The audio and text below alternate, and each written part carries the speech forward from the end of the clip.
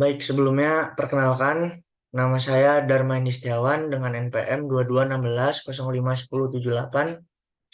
Di sini saya akan mempresentasikan hasil dari diskusi kelompok kami berupa PPT. Manajemen pemasaran. Nilai pemasaran. Yang pertama, nilai pemasaran. Pada umumnya, keberhasilan finansial suatu perusahaan bergantung pada kemampuan pemasaran. Pemasaran yang efektif mampu membangun merek yang kuat dan menciptakan pelanggan yang setia, menjadikan pelanggan sebagai nilai aset tak berwujud yang berkontribusi pada keberlangsungan perusahaan. Mengapa pemasaran penting? Keuangan, kooperasi, akuntansi, dan fungsi bisnis lainnya tidak akan terlalu penting tanpa permintaan yang cukup untuk produk dan layanan, sehingga perusahaan dapat memperoleh keuntungan. Dengan kata lain, harus ada garis atas agar ada garis bawah. Maka dari itu perlu adanya pemasaran untuk menarik konsumen. Definisi pemasaran dan pasar. Pemasaran adalah proses menciptakan, mengkomunikasikan, memberikan nilai kepada pelanggan, dan mengelola hubungan dengan mereka untuk mencapai tujuan perusahaan. Sedangkan pasar adalah tempat fisik di mana pembeli dan penjual berkumpul untuk membeli dan menjual barang. Pemasaran adalah proses. Sebagian besar dari proses pemasaran adalah perencanaan pasar, di mana kita berpikir dengan hati-hati dan strategis tentang gambaran besar di mana perusahaan kita dan produknya cocok di dalamnya. Tahap pertama perencanaan pasar adalah menganalisis lingkungan pemasaran. Nilai pelanggan.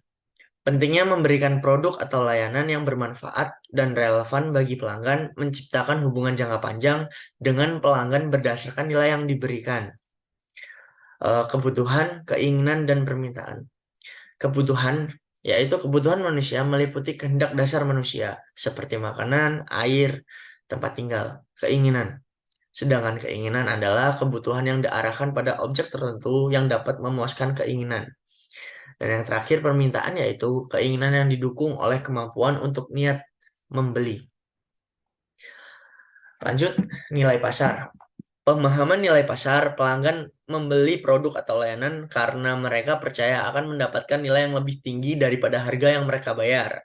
Pentingnya memahami kebutuhan, keinginan, dan preferensi pelanggan untuk memberikan nilai yang sesuai. 4 pilar pemasaran. Yang pertama yaitu produk.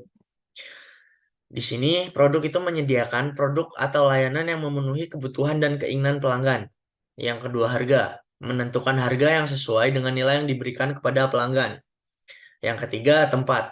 Menentukan distribusi yang efisien dan untuk memastikan produk dapat diakses oleh pelanggan. Promosi, mengkomunikasikan nilai produk kepada pelanggan melalui berbagai saluran komunikasi.